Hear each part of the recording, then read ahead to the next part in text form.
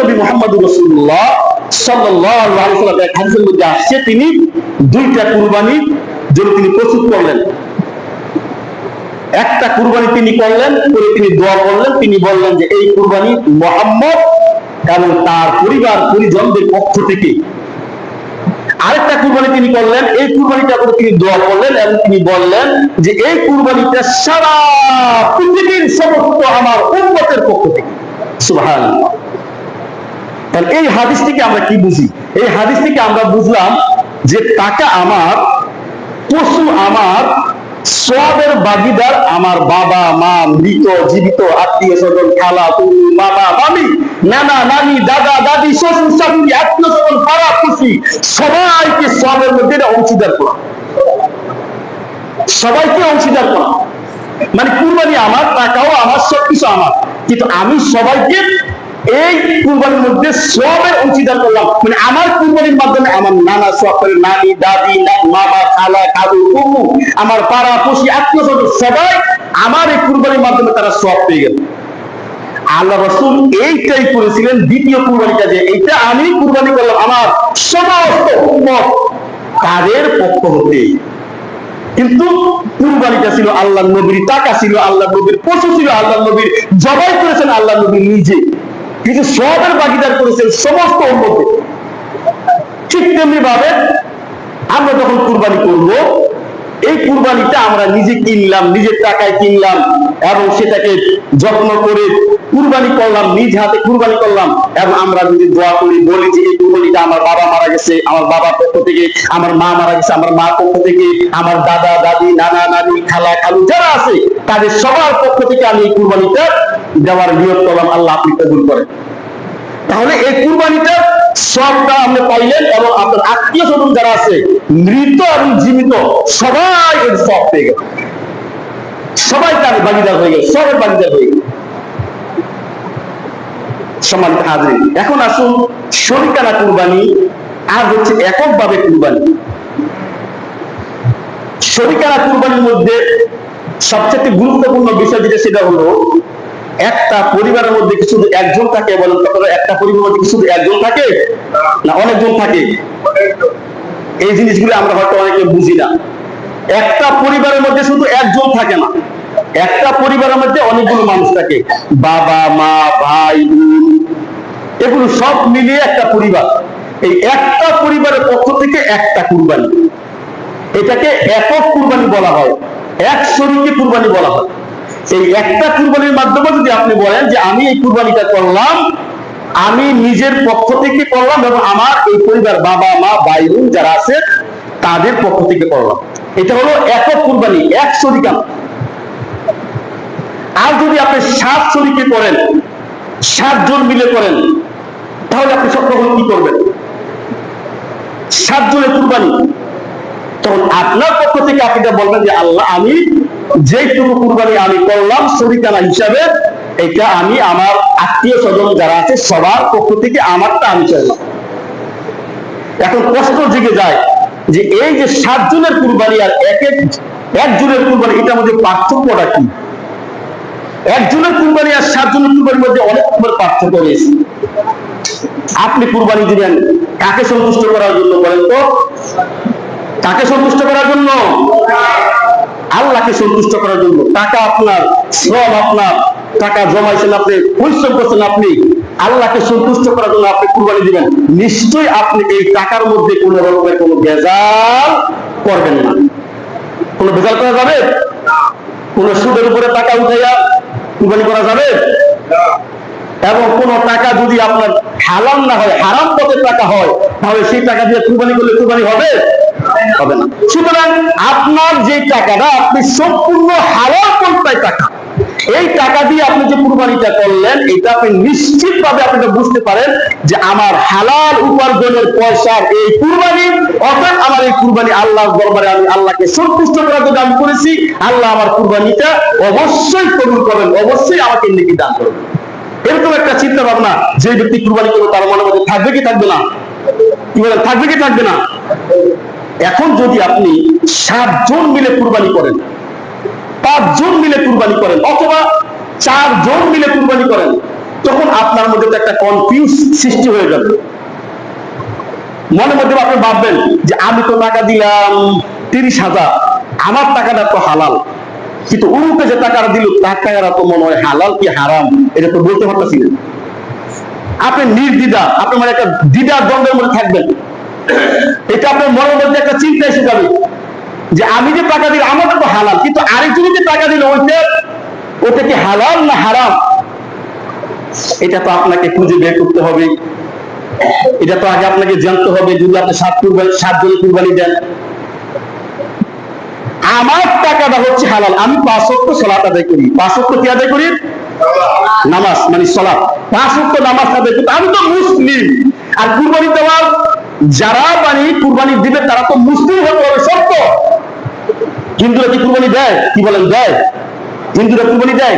দেয় না। মুসলিমরা কুরবানি দেয়। আর মুসলিম হওয়ার জন্য শর্তটা হলো কি? নামাজ, সালাত। কি বলেন? মুসলিম হওয়ার জন্য শর্ত কি? নামাজ না? যদি নামাজ না থাকে তাহলে সে মুসলিম থাকবে?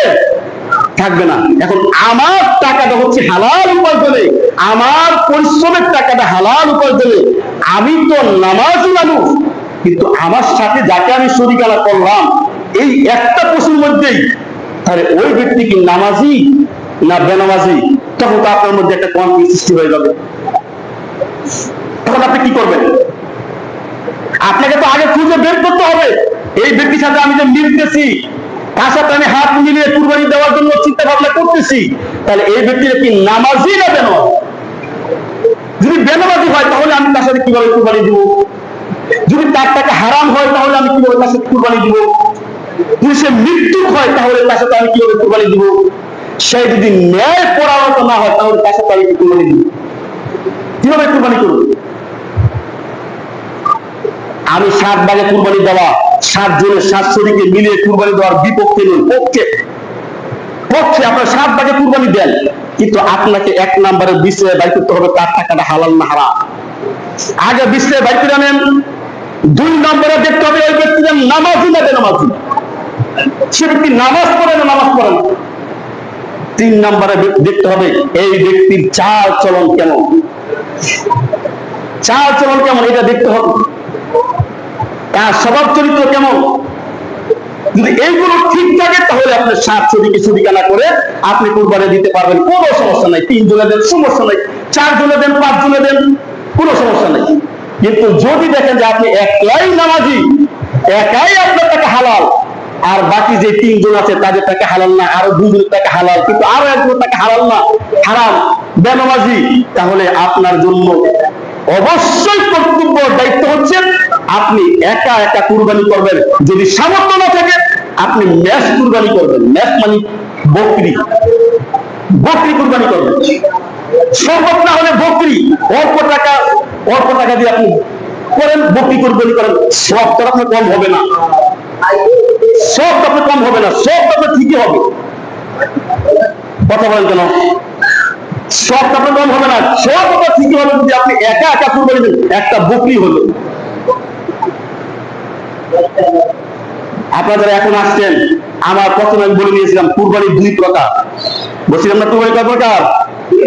জোরে বলেন, কয় প্রকার? 2 প্রকার। এক হচ্ছে আল্লাহকে সন্তুষ্ট করার জন্য, 2 নম্বর হচ্ছে নিজে এবং পরিবারদেরকে সন্তুষ্ট করার জন্য। আল্লাহকে সন্তুষ্ট করার জন্য কোনটা? যেটা ইখলাস ভাবে হালাল পয়সা উপার্জন করে যে কুরবানি দেওয়া হয়, 5 ওয়াক্ত নামাজি মানুষ, ওইটা হলো আল্লাহকে সন্তুষ্ট করার জন্য কুরবানি। আর যেটা গোশত খাওয়ার জন্য, গোশত বেশি করে পাবো এই জন্য 7 শরীকে মিলে নামাজি বেনামাজি হালাল হারাম একাকার হয়ে সবার সাথে মিলে গোশত খাওয়ার জন্য, আমার স্ত্রী বলবে যে এই অল্প একটু গোশত, একটা খাসি দিলে অল্প একটু গোশত হবে, তার সাথে 7 জনে মিলে অনেকগুলো গোশত পাওয়া যাবে। তার মানে আল্লাহকে সন্তুষ্ট করার জন্য না, গোশত বেশি খাওয়ার জন্য। তার ইচ্ছে হলো যে গোশত বেশি খাবো, এই জন্য আমি 7 জনে মিলে গরুতে কুরবানি দিলে মাংস বেশি হবে, খাসিতে কুরবানি দিলে তো মাংস কম হবে, অল্প হবে। এই জন্য মাংস বেশি খাওয়ার জন্য নিজে আর আমার পরিজন, আমার ছেলে মেয়ে, আমার স্ত্রী, তারা যেন পেট ভরে খেতে পারে, কয়েকদিন যেন খেতে পারে, অনেকদিন যেন খেতে পারে, এই জন্য আমি 7 জনের সাথে মিলে এই কুরবানিটা দিয়েছি। এখন তো আপনাকে চিন্তা করতে হবে সে লোক হিসাবে কেমন, সে কি হারাম পথে না হালাল পথে, সে কি নামাজি না বেনামাজি, এটা চিন্তা করতে হবে। এটা আপনার মধ্যে চিন্তা না আসে, আপনার নলেজে না আসে, তাহলে আপনার এই কুরবানি আল্লাহর দরবারে গ্রহণযোগ্য হবে না, কবুল হবে না। আপনি দিতে পারবেন, দিতে পারবেন। মানুষ জোর করায় কত কিছু তো বলে না, অনেক কিছু বলে যে আরাম, আয়েশ, সুখ, শান্তি, কত কিছু, গাড়ি বাড়ি, দামি গাড়ি, দামি বাড়ি, টাকা পয়সা, ব্যাংক ব্যালেন্স ইত্যাদি। আর এই সমস্ত তো হিন্দুদেরও আছে, আছে না নাই? অট্টালিকা হিন্দুদের আছে, ইহুদিদের আছে, খ্রিস্টানদের আছে, লক্ষ লক্ষ মিলিয়নটা, তাতে কি হয়েছে? ধন সম্পদ দুনিয়াতে পাওয়াটা তো বড় কোনো কিছু বিষয় নয়। আপনি ধন সম্পদের মালিক হয়ে যখন আরাম আসে থাকবেন, এটা বড় কিছু নয়। আপনি বিশাল বড় একটা কুরবানি দিলেন, এটা বড় বিষয় নয়। আল্লাহ দেখবেন লা ইয়ানালুল্লাহু লুহুমুহা ওয়ালা দিমাউহা ওয়ালাকিন ইয়ানালুহু তাকওয়া মিনকুম। আল্লাহ বলেন কুরবানির কোন পশুকে আমি তাকাই না, পশু দেখি না, তার মাংস কতটুকু হয়েছে সেটা আমি দেখি না, তার রক্ত দেখি না, তার পশম দেখি না, আমি দেখি আমার বান্দার অন্তরের মধ্যে কি আছে, তাকওয়াটা তার মধ্যে কেমন আছে। লা ইয়ানালুল্লাহু লুহুমুহা ওয়ালা দিমাউহা ওয়ালাকিন ইয়ানালুহু তাকওয়া মিনকুম। আমি তার অন্তরের দিকে তাকাই, তার অন্তরের মধ্যে কি আছে। সম্মানিত হাজিরিন, কুরবানির আরেকটা বিষয় হলো যেটা, সেটা হলো, এটা বলছে পরবর্তী বিষয়ের আলোচনা, শুধু আমি টাচ দিয়ে রাখি আপনাদেরকে, সেটা হলো কুরবানির মাংস দেওয়ার সময় মানুষ কি অল্প অল্প করে দেয়, অল্প অল্প করে দেয়। তো আল্লাহ তো বলছেন আপনার অন্তর দিকে আল্লাহ তাকাই আছেন, তো আপনি যে অল্প মাংস দিন না, ব্যাগ 30 ভরি আপনাদেরকে দিলেন, তাহলে আপনার ভিতরে তাকওয়াটা কেমন আছে তো স্পষ্ট বুঝেই যায়। আপনি আল্লাহকে কতটুকু সন্তুষ্ট করার জন্য আপনি কুরবানি দিচ্ছেন, এটা কিন্তু প্রমাণিত হয়, প্রমাণিত হয়ে যায়।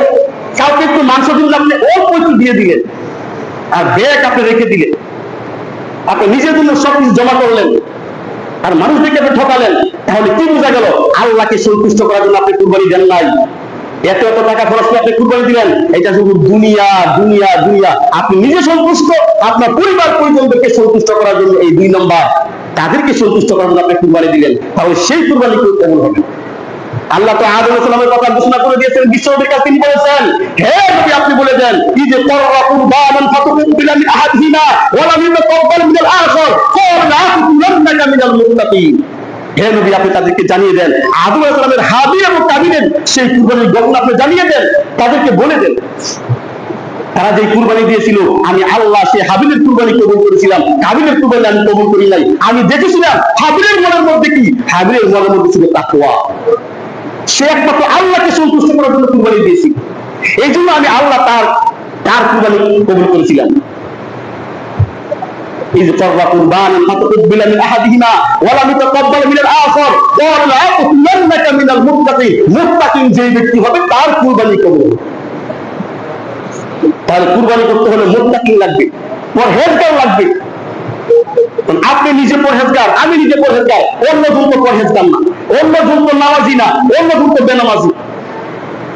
তাহলে একটা কাজ করে দেন, বেনামাজিরা এক সাইড হয়ে যাক, আর নামাজিরা এক সাইড হয়ে যাক। বেনামাজি বেনামাজি মিলে কুরবানি, আর নামাজি নামাজি মিলে কুরবানি, এটা সবচেয়ে বেটার হবে। কুরবানি করবো আমি আল্লাহকে সন্তুষ্ট করার জন্য। এখন কুরবানি আমি আল্লাহকে সন্তুষ্ট করার জন্য করার পরে যদি আমার কুরবানিতে কোনো ত্রুটি থাকে, কোনো সমস্যা থাকে, আমি যদি সবই না পাই, এত টাকা পয়সা কষ্ট করে আমার কি হবে, কি লাভ হবে? সম্মানিত মুসলিয়ান কিরাম, এটা এখন থেকে আপনারা চিন্তা ভাবনা করবেন, 7 শরীকে কুরবানি দিবেন না একা একা কুরবানি দিবেন। যদি আপনার সামর্থ্য থাকে আপনি 2টা দেন, সামর্থ্য থাকে আপনি 3টা দেন, আরো সামর্থ্য থাকে আপনি 5টা দেন, কোনো বাধা নেই। যত দিবেন তত বেশি সওয়াব হবে, তত গরিব মানুষেরা বেশি বেশি করে খেতে পারবে, অসহায় মানুষেরা বেশি বেশি করে খেতে পারবে। আপনার সামর্থ্য অনুযায়ী আপনি দেন, আপনার সামর্থ্য হলে আপনি একটা বকরি কুরবানি দেন, তাও আপনি সওয়াব পেয়ে যাবেন, আপনার কুরবানি হয়ে যাবে। কুরবানি মূলত মাংস খাওয়ার জন্য কোনো কুরবানি নয়, কুরবানি মূলত হচ্ছে আল্লাহকে সন্তুষ্ট করার জন্য। বিশাল একটা সওয়াবের উৎস হচ্ছে এই কুরবানিটা। এই জন্য আমাদের সকলকে চিন্তা ভাবনা করতে হবে, এই কুরবানির সামনে চলে আসছে, যে এই কুরবানির আগে আমরা যেন সকলেই আমরা যখন 700 300 400 কুরবানি করব, আমরা আগে মানুষ নির্ণয় করব। আগে কি নির্ণয় করব? মানুষ নির্ণয় করব। সে লোক হিসাবে কেমন, তার টাকা হালাল না হারাম, সে নামাজি না বেনামাজি, সে হালাল ভাবে চলে না হারাম ভাবে চলে, এগুলো চিন্তা ভাবনা করে আপনারা কুরবানি দেওয়ার চেষ্টা করবেন। কোরআন এবং হাদিস, সেই হাদিস কারণ আল্লাহ রাসূল বিশেষ মুহাম্মদ রাসূলুল্লাহ সাল্লাল্লাহু আলাইহি ওয়াসাল্লাম বিদায় হজের বাচনে শ্রেষ্ঠ কথা বলেছিলেন। তিনি কি বলেছিলেন? কিতাবাল্লাহ ওয়া সুন্নতি রাসূলিল্লাহ, আমি মুহাম্মদ রাসূলুল্লাহ দুনিয়া থেকে বিদায় হয়ে যাব, আমি তোমাদের কাছে রেখে যাচ্ছি দুইটা জিনিস। একটা হচ্ছে আল্লাহর কিতাব কালামুল্লাহ, আরেকটা হচ্ছে আমার সুন্নাহ, এই সুন্নাতে রাসূলুল্লাহ। এই দুইটা জিনিস তোমাদের মধ্যে রেখে গেলাম। এই দুইটা জিনিস দিয়ে তোমরা কথা বলবা, এই দুইটা জিনিস দিয়ে তোমরা ফয়সালা করবা, এই দুইটা জিনিস দিয়ে তোমরা সমাজ পরিচালনা করবা, এই দুইটা জিনিস দিয়ে তোমাদের পরিবার তোমরা পরিচালনা করবা। সুতরাং কিতাবের বাইরে কোনো কথা বলা যাবে না, সুন্নাহর বাইরে কোনো কথা বলা যাবে না, কোরআনের বাইরে কোনো কথা বলা যাবে না। কোরআন যেভাবে বলছে ঠিক সেইভাবে প্রত্যেকটা আলেমদেরকে সেইভাবে কথা বলতে হবে, তার বাইরে কোনো কথা বলা যাবে না। আপনি আগে পরে যত কিছু বলেন না, কিন্তু আপনি কিচ্ছু যায় আসে না, কিচ্ছু যায় আসে না। আগে পরে হয়তো অনেক কিছু বলবেন যে হুজুর আজকে এরকম কথা বলছে, হুজুরের জীবনে মাংস, এরকম অনেকে বললে অনেক কিছু বলে, কিচ্ছু যায় আসে না। আপনার ইমানি পরীক্ষা, আপনার তাকওয়াই আপনাকে জান্নাতে নিয়ে যাবে। আর যদি আপনাদের তাকওয়া না থাকে, তাহলে আমি আপনাকে বলে যাচ্ছি, আপনাকে আমি আজকে আদেশ করে যাচ্ছি, এইটাই ঠিক। কোরআন এবং হাদিসে যেটা আছে এইটাই হলো ঠিক, এইটাই হলো বাস্তব, এইটাই হলো সত্য। আপনাকে মানতেই হবে, এটা মানতেই হবে। সুতরাং শেষ কথা যেটা, সেটা হলো যারা আমরা এখনো বেনামাজি আছি, যারা এখনো আমরা অসৎ পথে আছি, আপনারা এখন থেকে তওবা করেন, নামাজি হয়ে যান, 5 ওয়াক্ত নামাজ আদায় করেন, আল্লাহর কাছে তওবা করেন, আল্লাহর কাছে বলেন যে আল্লাহ আমি অনেক নামাজ ছেড়ে দিয়েছি, আমি অন্যায় করেছি, পাপ করেছি, আল্লাহ তুমি আমাকে ক্ষমা করো, আল্লাহ তুমি আমাকে মাফ করো। এই কথা বলে আপনি নামাজি হয়ে যান। আপনার সাথে কুরবানির শরীক হওয়ার কোন রকম বাধা নেই, কোন বাধা নেই। আবার আপনি সঠিক পথে চলেন। আল্লাহ আমাদের সকলকে বুঝার তৌফিক দান করুন। আমরা সকলে বলি আমিন।